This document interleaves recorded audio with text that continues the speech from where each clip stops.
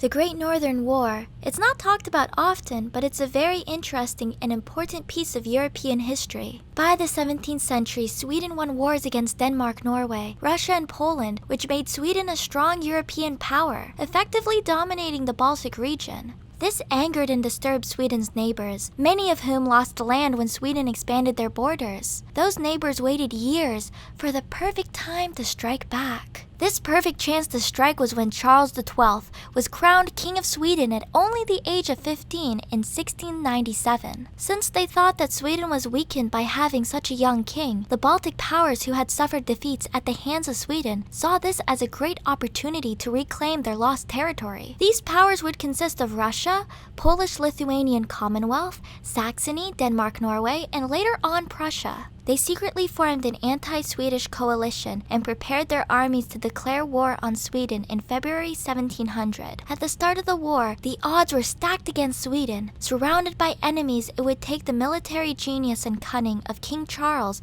to flip the tables for Sweden's favor. Sweden's enemies attempted to reclaim territory that Sweden obtained in the 17th century with a threefold attack. However, they would have a handful.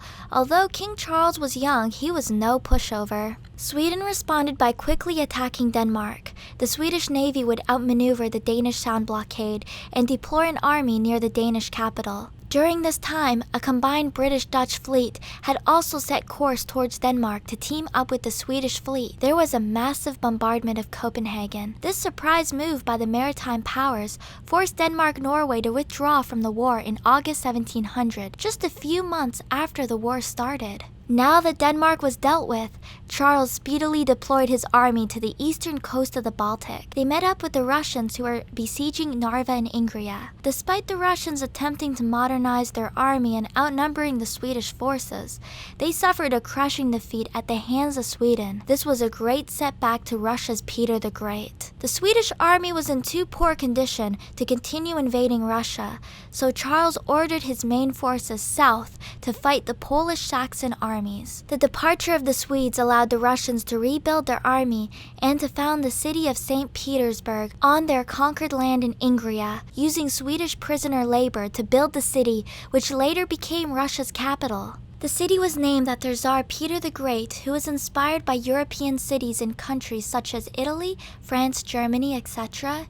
He tried to incorporate the greatest architecture of mainland Europe into St. Petersburg, along with traditional Russian architecture. He added canals to the city because he loved Venice so much. It's a magnificent city where all the architecture of Europe meets. Now back to King Charles, he disregarded the Polish negotiation proposals supported by the Swedish parliament. Instead, he crossed into the Commonwealth and decisively defeated Saxe-Polish forces at the Battle of Klischglau and in the Battle of Poltsa. My apologies if I mispronounce anything. This successful invasion allowed King Charles to dethrone Augustus II and replace him with a puppet king named Stanislav in 1704. A civil war erupted in the Commonwealth. Nobility who remained loyal to Augustus had Russia's support in Saxony. However, Augustus resisted having control of native Saxony, but was defeated in the Battle of Fraustadt in 1706. After this, Augustus was forced to sign the Treaty of Nystad in 1706, which he made peace with the Swedish Empire, renounced his claims to the Polish crown, and accepted Stanislav as King of Poland, and would end his alliance with Russia.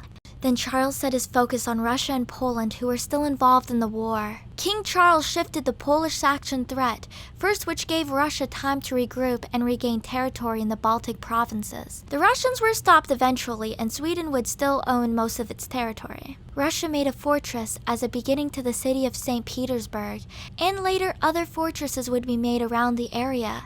Charles attempted to attack them but failed and lost a lot of men. In light of this, with low manpower, Sweden opted to blockade St. Petersburg. Later that year, Sweden attacked Ingria and met stiff resistance, which cost them many men, crippling Charles and Finland for many years. By 1707, Russia offered to retrocede everything they had so far except St. Petersburg and Neva. Charles refused. Instead, he invaded Russia with 40,000 men. Though his goal was Moscow, Sweden's forces were sapped by one of the coldest Russian winters in history and Russian use of scorched earth tactics. The Cossacks were very angry since they were left undefended, so they decided to join Charles' army. Unfortunately for Charles, the Cossacks could only supply them with limited support, and issues prevented Stanislav from sending in reinforcements. The cruel winter took the lives of almost half of Sweden's army. It's kind of funny how Russia always experiences these severely cold winters when they are getting invaded. Napoleon, National Socialist Germany, etc. It's like there's some kind of divine intervention, or the Russians, maybe they can secretly control the weather or something.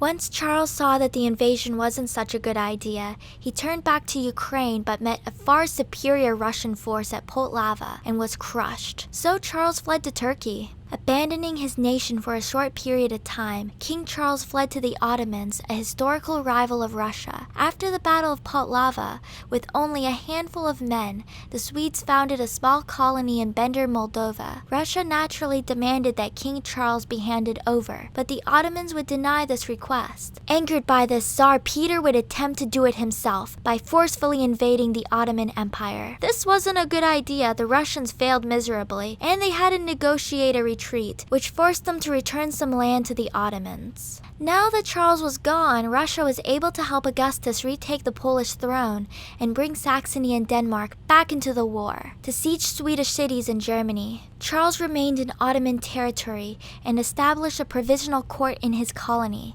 He was planning to convince the Ottomans to engage in a two-way invasion of Russia. This angered the Ottomans and it put an end to his hospitality, and they wanted to arrest Charles. But Charles would resist at the Battle of Bender, losing roughly 200 of his 1,000 men, and the rest would be captured. King Charles abandoned his hopes for an Ottoman front and returned to Sweden in a 14-day ride. By 1714, Charles would return in Stralsund to a devastated army that was fighting a losing war. The coalition against Sweden grew. British King George I joined the war with a new treaty with Russia. Seeing this, Brandenburg-Prussia would take advantage of the weakened Sweden and join the war as well. King Charles still refused to make peace, and by now, he was at war with pretty much most of Northern Europe. He stayed in Stralsund until December 1715, escaping only days before it fell. When Weimar fell in 1716, all of Sweden's Baltic and German possessions were lost. Charles returned to a destroyed Sweden and tried to make the best out of a failing situation. But ultimately, this would lead to his demise. King Charles invaded Norway in 1716, attempting to force Denmark-Norway out of the war once again. Although Oslo was occupied, he had to retreat. Charles also negotiated with the Jacobite Party looking for allies in Britain, but this ultimately failed and would lead to Britain declaring war on Sweden in 1717. During this time, Charles attempted to take over the city Fredrikstad. This wasn't the first time either. Since the Norwegian army was weak, he thought taking over the city would be easy. Charles was very wrong. Upon inspecting his men's line, he was shot and killed. After this, the siege was called off and the city would never be taken. This was the last invasion of Norway in the Great Northern War. After Charles' death, the Caroline army was led out of Norway, taking the quickest route that would end up to be the most deadly, and this would be known as the Caroline Death March. The extreme cold weather took the lives of many men. An estimated 3,000 men remain in the mountain frozen to death. They're probably still there today. And during the continued voyage to David, another 700 men died. About 600 of the surviving 2,100 soldiers were crippled for life.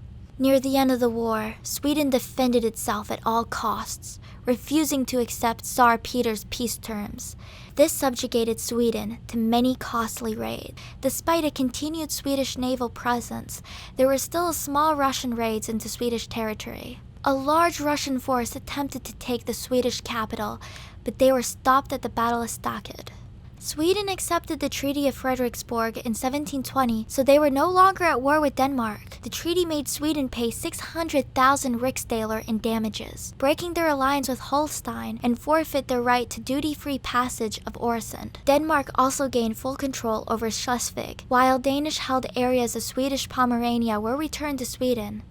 This treaty allowed more Swedish troops to focus on defending against Russian advances, but they were not able to stop the Russians from invading Amiens. And later in 1720, a squadron from the Swedish battle fleet engaged the Russian galley fleet in the Battle of Gregem. While the result of the battle is contested, it ended the Russian galley raids in 1720. Peace talks after this still didn't start, and in 1721 the Russian fleet would be at it again. At the end of the war, all of the warring nations of the anti-Swedish alliance were concerned with who would fill the power void in the Baltic left by Sweden. Both George I and Frederick IV wanted hegemony in northern Germany, and Peter the Great envisioned a larger navy with ports as far as Mecklenburg. By 1720, Britain and Prussia negotiated treaties in Stockholm, which split northern German provinces between the parties, and Sweden would maintain northern Pomerania. When Sweden was finally at peace with everybody, they were still hoping that the anti-Russian parties in Vienna, helping with the peace treaties, would allow Sweden to maintain